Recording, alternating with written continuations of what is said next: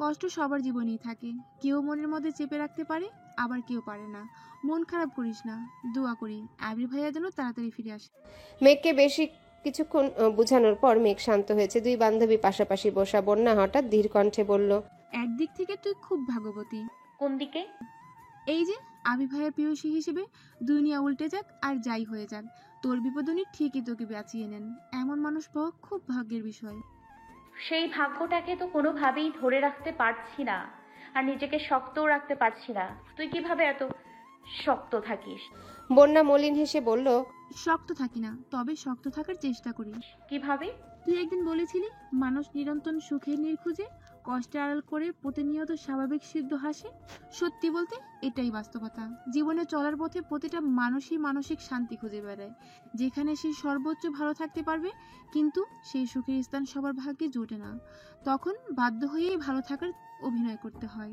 মেঘ ভ্রুকুচকে প্রশ্ন করল। তোর আবার কি হয়েছে যে তোকে অভিনয় করতে হয়? বন্যা মলিন হেসে বলল, তেমন কিছু না, বাদ দে। মেঘ ভারী কণ্ঠে বলল, আমি বাদ দিব না, তোকে আজ বলতেই হবে। আমি প্রায়ই খেয়াল করি আমি প্রায়ই খেয়াল করি তুই মাঝে মাঝে মনমরা হয়ে থাকিস। জিজ্ঞেস করলে ইগনোর করিস। আজকে তোকে বলতেই হবে। জানি কথাগুলো শুনলে তোর কষ্ট লাগবে, কারণ আমি তোর বেস্ট ফ্রেন্ড হয়েও তোর কাছ থেকে এত বড় সত্যটা লুকিয়েছি। মেঘ ভ্রুকুচকে আতঙ্কিত কণ্ঠে প্রশ্ন করল। কি হয়েছে তোর? বন্যা ঢোক গিলে উষ্ণ স্বরে বলতে শুরু করলো, আমাদের এসএসসি পরীক্ষার পর অনেকদিন তোর সাথে আমার যোগাযোগ ছিল না, তখন হাতে ফোনও ছিল না। ওই সময় মামা বাড়িতে বেড়াতে গিয়েছিলাম। ওইখানে এক মামাতো ভাইয়ের সাথে মোটামুটি ভালোই মিল হয়েছিল। ভাইয়া তখন রাবিতে পড়তো, ছুটিতে বাসায় এসেছিল। আর যেহেতু ভাইয়া বাসাতেই আমরা বেড়াতে গিয়েছিলাম, সেই সুবাদে দুষ্টামি ফাজলামি করতাম। একদিন আম্মু মামা মামি কথা বলছিল, কথার মাঝখানে আমাদের দুজনের কথা ওঠে, আর মোটামুটি বিয়ের আলোচনা শুরু হয়ে যায়। তখন আমি আর ভাইয়া দুজনেই রুমে উপস্থিত। আমি ফাজলামি করলেও সেটা ভাইয়া হিসেবে করতাম, কিন্তু আম্মুদের আলোচনায় তা সম্পূর্ণ বদলে গেছে। ভাইয়ার সাথে আমার ওই রকম কিছু নেই, এটা আম্মুকে বলার পরও আম্মু বলেছে এই বিষয়ে আলোচনার আরো 1 বছর আগে হয়েছিল, যেটা এতদিনে প্রকাশ পেয়েছে। মূল কথা, তারা দেখতে চেয়েছিল আমার আর ভাইয়ের বন্ডিংটা কেমন হয়। এইসব জানার পর আমি আরো বেশি হতাশ হয়ে গিয়েছিলাম। বাধ্য হয়ে সুযোগ বুঝে ভাইয়াকে সবকিছু খুলে বলি। ভাইয়া সাহায্য করার বদলে আমায় প্রপোজ করে বসেন। তখন রাগ করে মামা বাড়ি থেকে চলে আসি। এরপর থেকে ভাইয়া মাঝে মাঝে আম্মুর নাম্বারে কল দিত। যেহেতু প্রাথমিকভাবে বিয়ের আলোচনা হয়েছিল, তাই আম্মুও আমাকে ফোন দিতেন। আমি না চাইতেও ওনার সাথে কথা বলতাম। ধীরে ধীরে আমিও মানসিকভাবে সেই মানুষটার সাথে জড়াতে শুরু করি। আমার যেহেতু আলাদা কোনো ফোন ছিল না, ওইভাবেই কথাও হতো না। একদিন আপুর ফোন থেকে ফেসবুকে ওনার আইডি চেক করে যা দেখি, আমি রীতিমতো শট খেয়ে গিয়েছিলাম। ওনার আইডিতে একের পর এক মেয়ের ছবি। ওনার বন্ধু তালিকায় ছেলে নেই বললেই চলে। এর মধ্যে একজনের সাথে বেশ কিছু ছবিও পোস্ট করা হয়, সবগুলোতেই রোমান্টিক ক্যাপশন দেওয়া। আমি সেসব সহ্য করতে না পেরে ওনাকে কল দিয়ে রাগারাগি করি। এক পর্যায়ে উনি স্বীকার করেন যে ওই মেয়ে তার গার্লফ্রেন্ড, শুধুমাত্র পরিবারের মানুষের সামনে ভালো সাজানোর জন্যই এমন কাজটা করেছেন। তাছাড়া উনি আমাকে চেয়ে ভালো কাকে ডিজার্ভ করেন, আরো কত কি। বন্যা দীর্ঘ নিঃশ্বাস ছেড়ে আবারও বলল, সেই দিনের পর একটা কথাই মাথায় ঢুকেছে, জীবনে বহুরূপী মানুষের চেয়ে একজন অতি সাধারণ মানুষের ঢের ভালো। মানুষটা মানুষটা নিষ্ঠুর কিন্তু পাষাণ হোক, তবুও একান্ত আমার হোক। মেঘ বন্যার গুরুগম্ভীর চেহারায় খানিকক্ষণ তাকিয়ে থেকে হঠাৎ মুখ ভার করে বলে উঠল। এত বড় ঘটনাটা আমাকে না জানিয়ে তুই কিভাবে ছিলি? বন্যা ইতস্তত ভাবে জবাব দিল, অপ্রত্যাশিত ঘটনায় আমি নিজেই হতভম্ব হয়ে গিয়েছিলাম। তখন অনিশ্চিত ব্যাপারটা ভুলে যাওয়া ছিল আমার একমাত্র লক্ষ্য। তাছাড়া আমি তো তোকে খুব ভালো করে চিনি। এইরকম একটা ঘটনা শুনলে তুই নিজেই মানসিকভাবে ভেঙে পড়তি। যে আঘাত আমি পেয়েছি সেটা ইচ্ছেকৃত তোকে দিব না, এতটা নিষ্ঠুর আমি নই। মেঘ ভরাট কণ্ঠে জিজ্ঞাসা করলো, তারপর কি বিয়ে ভেঙে গেছে? আমি ভেঙে দিয়েছি, যার কারণে আম্মু মামা বাড়িতে গেলে এখনো অনেক কথা শুনতে হয়। ওনার নজরে ওনাদের ছেলে একদম নিষ্পাপ, চোখের আঙুল দিয়ে দেখিয়ে দিলেও তারা না দেখার মতো আচরণ করে। তাই আমি নিজেকে অখ্রিস্ট মেনে নিয়েই মামা বাড়িতে সাথে সকল যোগাযোগ বন্ধ করে দিয়েছি। বাসায় কেউ কিছু বলেনি? আমার বাসায় মানুষ সবটাই জানে। বরং ওই সময় আপু আর আম্মুই আমাকে সাপোর্ট করেছে। তাছাড়া আব্বু আগে থেকে এই সম্পর্কে তেমন আগ্রহী ছিলেন না। মেঘ শীতল স্বরে জিজ্ঞেস করলো। তুই কি ওনাকে এখনো মিস করিস? বন্যা মেঘের দিকে তাকিয়ে ফিক করে হেসে বলল, প্রয়োজনে দুর্ব্যবকাশে ফাঁস নিব, তবু দুশ্চরিত্রবান বেটাকে মিস করব না। মেঘ আর বন্যা দুজনাই হাসছে। এর মধ্যে মিম পেছন থেকে শক্তপোক্ত গলায় বলে উঠল। বন্যাপু, তুমি দুর্ভাগাসে ফাঁস নিবা কেন? মেঘ আর বন্যা দুজনেই একসঙ্গে ঘুরে তাকালো। বন্যা হেসে বলল, হারে মজা করেছিলাম। আম্মু তোমাদের ডাকছে, চলো। তিনজনই একসঙ্গে নিচে আসছে। বন্যা সচরাচর মেঘদের বাসায় আসে না। হঠাৎ আসলে তার জন্য বাহারি নাস্তার আয়োজন করা হয়। আজও তার ব্যতিক্রম হয়নি। বন্যা অল্প নাস্তা করে মেঘের সাথে সোফায় বসে গল্প করছে। এমন সময় তানভীর বাসায় আসছে। বন্যাকে দেখেই ভ্রুকুচকে সূক্ষ্ম নেত্রে তাকে সোজা নিজের রুমের উদ্দেশ্যে হাঁটা দিল। কয়েকটা সিঁড়ি উঠতেই মেঘ ডাকলো। ভাইয়া, তানভীর আর চোখে তাকিয়ে বলল, বল। খেয়েছো কিছু? না। খেতে দেই? না, খেতে নেই। তানভীর যথারীতি উপরে চলে গেছে। বন্যা ভ্রু কুচকে ভারী কণ্ঠে বলল, তোরা এইসব কিভাবে সহ্য করিস? কি সব? এত অনিয়ম। মেঘ স্বাভাবিক স্বরে বলল। আসলে এখন তুই আছিস যে তাই লজ্জা পেয়েছে। বন্যা দৃঢ় কণ্ঠে শুধালো। তোর ভাই লজ্জাও পায়? মেঘ কপালে কয়েক স্তর ভাঁজ ফেলে গম্ভীর কণ্ঠে বলল। তোর কি আমার ভাইকে ছ্যাঁচড়া মনে হয়? বন্যা রাশভারী কণ্ঠে বলল, আমার ভুল হয়ে আমার ভুল হয়ে গেছে। তোর ভাইকে নিয়ে কথা বলে বড্ড অন্যায় করে ফেলেছি। আমায় মাফ করে দে। মেঘ মুচকি হেসে বলল, করতে পারি, তবে একটা শর্তে। কি শর্ত? তুই আমার কিছু না। এটুকু বলেই মেঘ থেমে গেছে। ঢোক গিলে উষ্ণ স্বরে বলল। বন্যা আরো কিছুক্ষণ গল্প করে বেরিয়ে গেছে। মেঘ উপরে যেতেই তানভীর ধীর কণ্ঠে জিজ্ঞাসা করল, বন্যা কোথায়? চলে গেছে। তানভীর আস্তে করে বলল। আমায় ডাকতে পারতি, এগিয়ে দিয়ে আসতাম। মেঘ মৃদু স্বরে বলল, আমি বন্যাকে বলেছিলাম, কিন্তু ও বারণ করলো। হও। মেঘ চলে যাওয়ার জন্য পা বাড়িয়ে আবারও থমকে দাঁড়ালো। বন্যার সামনে মেঘ কিছু না বললেও বন্যাকে ভাবি বানানোর সুপ্ত ইচ্ছে এখনো মেঘের মনে বর্তমান। তানভীরের অভিব্যক্তি বুঝার জন্য মেঘ ধীর কণ্ঠে বলল, ভাইয়া জানো, বন্যার মনটা আজ ভীষণ খারাপ। তানভীর ভ্রু কুচকে জিজ্ঞাসা করলো, কেন? মেঘ জোরে নিঃশ্বাস ছেড়ে বুকে সাহস নিয়ে বলল। বন্যাকে একটা ছেলে খুব কষ্ট দিয়েছে। তানভীরের সহসা কপাল গুটিয়ে সূক্ষ্ম নেত্রে তাকিয়ে প্রশ্ন করলো, ছেলের নাম কি? করে কি? নাম ঠিকানা জানি না। বন্যার মামাতো ভাই, ওদের মধ্যে বিয়ের কথাও হয়েছিল। তারপর জানতে পারছে ছেলেটা ভালো না, তাই বিয়ে ভেঙে দিছে। তানভীর গুরু গম্ভীর কণ্ঠে জিজ্ঞাসা করে। কবে ভাঙছে? মেঘ আনমনে বলল। 3-4 বছর আগে। তানভীর বিরক্তি ভরা কণ্ঠে বলল, 4 বছর আগের ঘটনা আজ মন খারাপ করার কি আছে? অতীত নিয়ে পড়ে থাকলে জীবন এগোবে কি করে? মেঘ মাথা নিচু করে বিড়বিড় করে বলল। আমাকে আজই শেয়ার করেছে। তানভীর স্বাভাবিক কণ্ঠে বলল, 4 বছর যেহেতু তোকে শেয়ার করেনি, তাহলে তোরও বুঝতে হবে সেই বিষয়টা ভুলে যেতে চাচ্ছে। তাই এটা নিয়ে কথা বলিস না। অতীত সবার জীবনেই থাকে, আমার জীবনও আছে। তাই বলে কি আমি এখনো সেসব নিয়ে বসে আছে? মেঘ হুট করেই জিজ্ঞাসা করলো, ভাইয়া, তুমি কি এখন কাউকে পছন্দ করো? তানভীর চাপা স্বরে বলল। সময় হলে তোকে জানাবো। মেঘ নিঃশব্দে হেসে করিডোরে হাঁটছে আর মনে মনে ভাবছে, তুমি কিংবা বন্যা দুজনেই আমার খুব প্রিয়, আর আমি কাউকে ঠকাবো না। তোমার অতীত যেমন বন্যাকে জানিয়েছি, তেমন বন্যার অতীতও তোমাকে জানালাম। এখন তোমাদের মন পরীক্ষার পালা। তোমাদের মনে অনুভূতি জাগলেই এক করে দিব দুজনকে। কিন্তু কিভাবে করব? আমার আবির ভাই কই? মেঘের শান্ত মন আবারও অশান্ত হয়ে উঠেছে। অস্পষ্ট অভিমান বুকের ভেতর বাসা বাঁধতে শুরু করেছে। সকাল থেকে শুরু করে রাতে ঘুমানোর আগ মুহূর্ত পর্যন্ত অসংখ্যবার আবিরের নাম্বারে কল দেয়। রাতের বেলা মেঘ মিমের রুমে গেল। মিম তখন পড়ছিল। মেঘ বিছানায় হেলান দিয়ে বসে জিজ্ঞাসা করলো, আচ্ছা মিম, বন্যাকে তোর কেমন লাগে? বন্যা আপুকে আমার অনেক ভালো লাগে। এটা নতুন করে বলার কি আছে? মেঘ ধীর কণ্ঠে বলল। এভাবে না, অন্যভাবে। মিম ভ্রুকুচকে প্রশ্ন করলো। অন্যভাবে আবার কিভাবে? মিম আঁতকে উঠে বলল। আবির ভাইয়ার? মেঘ মিমের মাথায় গাঁটটা মেরে রাগান্বিত কণ্ঠে বলল। আবির ভাই আমার। মিম মাথায় ঘষতে ঘষতে বলল, তানভীর ভাইয়া? হ্যাঁ। মিম মাথা চুলকে আনমনে ভাবছে। মেঘ ফোঁস করে উঠে বলল, এত কি গবেষণা করছিস? মিম চিন্তিত কণ্ঠে বলল। বন্যা আপুকে কি ভাইয়া পছন্দ করবে? মেঘ মৃদুস্বরে বলল। জানি না রে, তবে আমার মনে হচ্ছে কিছু একটা হতেই পারে। মিম উত্তেজিত কণ্ঠে বলল। হলেই খুব ভালো হবে আপু। বন্যা আপুকে আমার খুব ভালো লাগে, কত সুন্দর করে কথা বলে, আমাদের সাথে মিশে। তাছাড়া ভাইয়ার পাশে দুজনকে মানাবেও ভালো। আবির বাসায় নেই 1 সপ্তাহ হতে চলল। বাড়ির পরিবেশ থমথমে, কেউ কারোর সাথে তেমন কথা বলে না, সবার ভেতরে চাপা কষ্ট লুকিয়ে আছে। বিকেলের দিকে হালিমা খান সোফায় বসেছিলেন, ওনাকে দেখে মালিহা খানও এসে বসলেন। হালিমা খানকে এক পলক দেখে শীতল কণ্ঠে জিজ্ঞাসা করলেন। তোর কি শরীর খারাপ? হালিমা খান মলিন হেসে জবাব দিলেন। মনটা খুব খারাপ। আবির এখনো বাসায় ফিরছে না, কোথায় আছে কি অবস্থায় আছে আল্লাহ ভালো জানেন। মালিহা খান শ্বাস ছেড়ে ভারী কণ্ঠে বললেন। ওদের বাবা ছেলের কর্মকাণ্ডে আমি আর কুলাতে পারছি না। মেঘের আব্বু যেভাবে রাগ দেখায়, আবিরের আব্বু তেমন রাগ দেখায়। কেউ কিছু বোঝার চেষ্টা করে না। ছেলেটা এসব কত সহ্য করবে? হালিমা খান গম্ভীর কণ্ঠে বললেন। মেঘের আব্বু কিছুদিন যাবত রাত্রে ঘুমায়ই না, সারাক্ষণ দুশ্চিন্তা করে।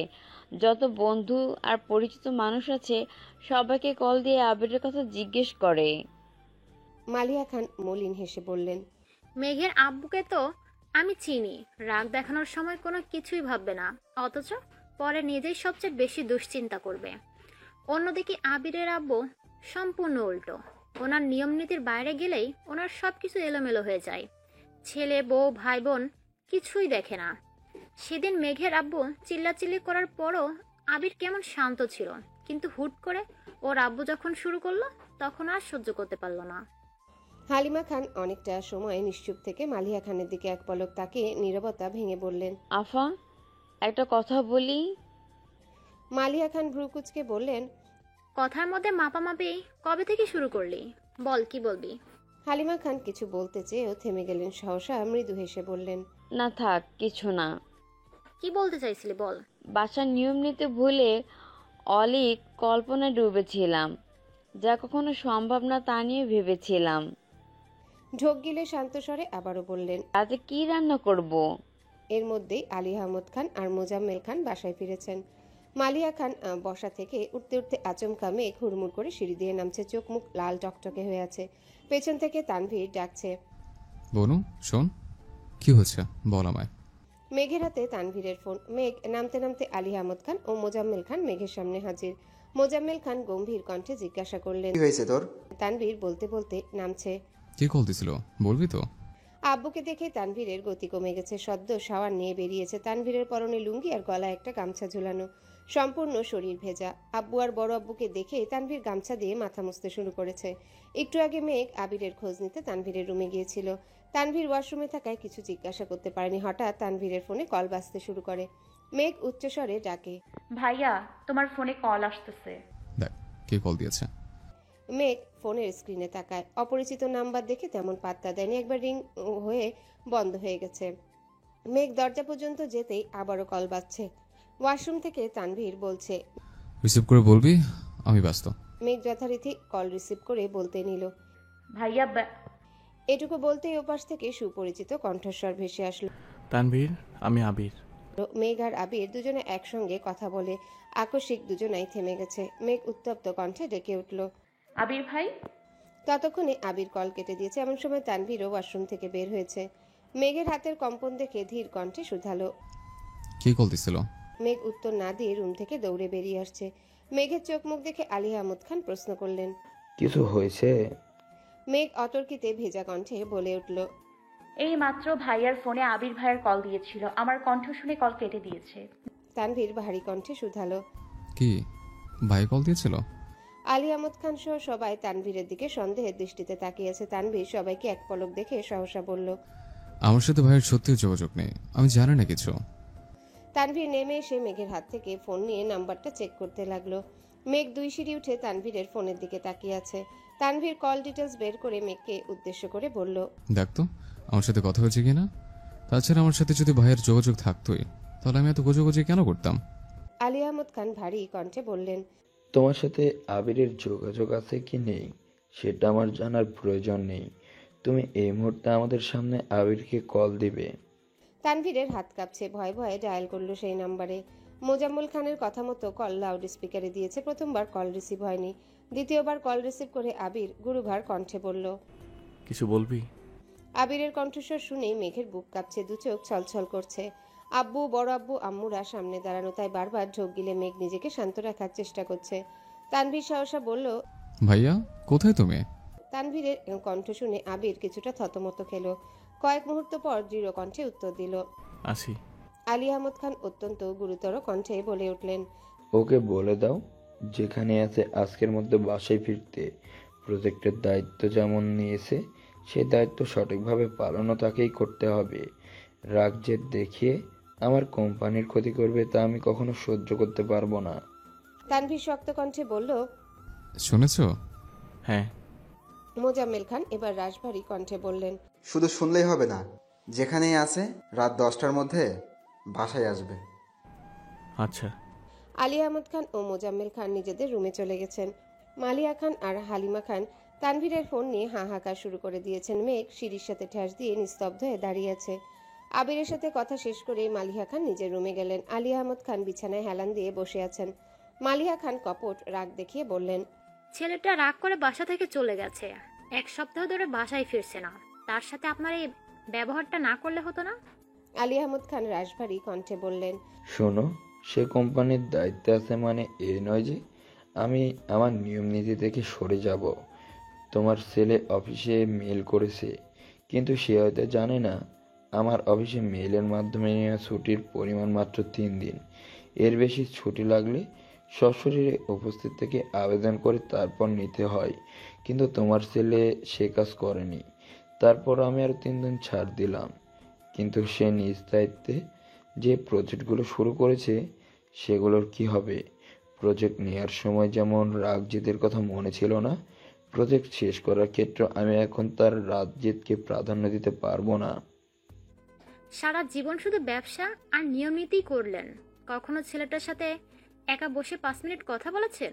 ছেলেটা কি চায় না চায় জানতে চেয়েছেন? আলী আহমদ খান ভ্রু কুঁচকে শীতল চোখে তাকে ঈষৎ হেসে বললেন। তুমি তো মা, তোমার কাছে কখনো কিচ্ছু চেয়েছে? না। তাহলে বুঝো কেমন ছেলে তোমার। মালিয়া খান হালকা রাগী স্বরে বললেন। আপনার জন্যই তো এমন হয়েছে। আলী আহমদ খান সশব্দে হেসে বললেন। মন মতো কিছু হলেই আমার দোষ নাকি? মালিয়া খান রেগেমেগে রুম থেকে বেরিয়ে গেছেন। খানবাড়ির মানুষদের মন বোঝা দুষ্কর। এই ভালো এই খারাপ। মালিয়া খান আবিরের পছন্দ মতো খাবার রান্না করতে ব্যস্ত। মেঘ সোফায় বসে আছে, সামনে টিভি চলছে, তবে মেঘের নজর মেন গেটে। অনেকক্ষণ পর আবির বাসায় আসছে। আবিরকে দেখে মেঘ টিভি বন্ধ করে উঠে দাঁড়িয়েছে। মালিয়া খান রান্নাঘর থেকে বেরিয়ে আসছেন। আবির আম্মুর সাথে কথা বলার ফাঁকে মেঘকেও এক পলক দেখে নিল। মেঘ ও নীরের দৃষ্টিতে আবিরকে পরখ করছে। এই 1 সপ্তাহে আবিরের মুখটা শুকিয়ে গেছে, চোখগুলো ফোলা ফোলা। আবির বেশি কথা না বলেই ফ্রেশ হতে উপরে চলে গেছে। কিছুক্ষণ পর নিচ থেকে আলী আহমদ খান ডাকলেন। আবির নিচে আসতেই আলী আহমদ খান জিজ্ঞাসা করলেন। কোথায় গিয়েছিলে? কাছেই। কেন? কাজ ছিল। আলী আহমদ খান গম্ভীর কণ্ঠে শুধালেন। নিজেকে কি মনে করো তুমি? আবির মৃদু হেসে বলল। আপাতত আপনার অযোগ্য সন্তান। মজা করতেছো? আবির তপ্ত স্বরে বলল। সরি আব্বু, আপনার সাথে মজা করার যোগ্যতা আমার নেই। তা এ 1 সপ্তাহ কি নিরীক্ষণ করলে? নিজের হাতে লাগাম দেওয়া। আমার ব্যবহারে আপনারা কষ্ট পেয়ে থাকলে অনুগ্রহ করে আমাকে মাফ করবেন। আর 3টা প্রজেক্টের কাজ মোটামুটি শেষ, আগামী 3 দিনে সম্পূর্ণ কমপ্লিট করা হবে। আলহামদুলিল্লাহ। মোজাম্মেল খান ভারী কণ্ঠে বললেন। ভাইজান, তোমার মাথা ঠিক আছে? ছেলেটা 1 সপ্তাহ পরে বাসায় ফিরেছে। কোথায় আগে খাওয়া দাওয়া করাবে তা না, ব্যবসা নিয়ে আলোচনা শুরু করেছো। মোজাম্মেল খান আবিরের কাঁধে হাত রেখে শান্ত স্বরে বললেন। তোমার আব্বুর কথায় কিছু মনে করো না, চলো খাবে চলো। আবির ঢোক গিলে উষ্ণ স্বরে বলল। সরি চাচ্ছু, সেদিন আপনার সাথে ওই রকম ব্যবহার করা আমার একদমই উচিত হয়নি। প্লিজ কিছু মনে করবেন না। দূর বোকা ছেলে, তুমি আমার সন্তান সমতুল্য। সন্তানরা ভুল করবে, এটাই স্বাভাবিক। যা হয়েছে সব ভুলে যাও, চলো খাবে এসো। মেঘ আর মিম ড্রয়িং রুমের এক কর্নারে দাঁড়িয়ে সব দেখছে। তানভীর বাসায় নেই, ফিরতে একটু দেরি হবে বলেছে। ইকবাল খান 2 দিন হলো সিলেটে গেছেন। আদিও ঘুমিয়ে পড়েছে। খাবার টেবিলে এখন আলী আহমদ খান, মোজাম্মেল খান, আবির, মিম আর মেঘ।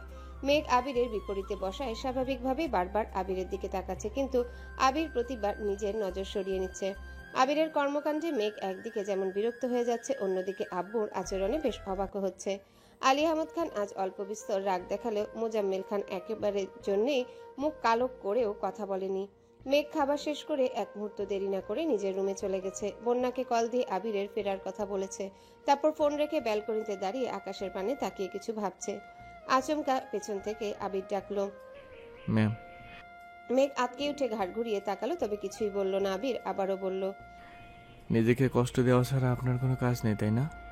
মেঘ আর চোখে আবিরকে খানিক দেখে গম্ভীর কণ্ঠে বলল, না। আবির মলিন কণ্ঠে বলল, ভালো। মেঘ নিরেট কণ্ঠে বলতে শুরু করলো, বাসা থেকে যাওয়ার আগে কেউ কি একবারের জন্য আমার কথা ভেবেছিল? আর যাওয়ার পর একটাবারের জন্য নিজের অবস্থা জানার প্রয়োজন মনে করলো না? এতটা নিষ্ঠুর কিভাবে হয় মানুষ? আবির তপ্ত স্বরে জিজ্ঞাসা করলো, কেমন আছেন? বেঁচে আছি। আবির মলিন হেসে বলল, ঠিক আছে। আবির চলে যেতে নিলে মেঘ আবারও ডাকলো, আবির ভাই। আবিরের চিরচেনা জবাব, হুম। তবে আজ উত্তরে তেমন প্রাণ নেই। মেঘ ধীর কণ্ঠে জিজ্ঞাসা করলো, আপনি কোথায় ছিলেন? ছিলাম কোনো এক জায়গায়। মেঘ হঠাৎই ভেজা কণ্ঠে বলে উঠল, 1 সপ্তাহ নিখোঁজ হয়ে কিভাবে ছিলেন আপনি? আমি আপনাকে কত শতবার কল দিয়েছি, আর একটু হলে মরেই যেতাম। আবির দরজায় হেলান দিয়ে দাঁড়িয়ে মন মরা হয়ে বলল, 1 সপ্তাহে এত ক্লান্ত হয়ে পড়েছেন? মনের জোর না থাকলে সামনের ঝড়ঝাপটা কিভাবে সামলাবেন ম্যাম? হ্যালো বন্ধুরা, পরবর্তী পার্ট খুব তাড়াতাড়ি আসবে, তো সবাই অপেক্ষায় থাকো। আর চ্যানেলটি যারা এখনো সাবস্ক্রাইব করোনি তারা পরবর্তী পার্ট দেখার জন্য চ্যানেলটি সাবস্ক্রাইব করে রেখো। ধন্যবাদ সবাইকে, আমাদের সাথেই থেকো।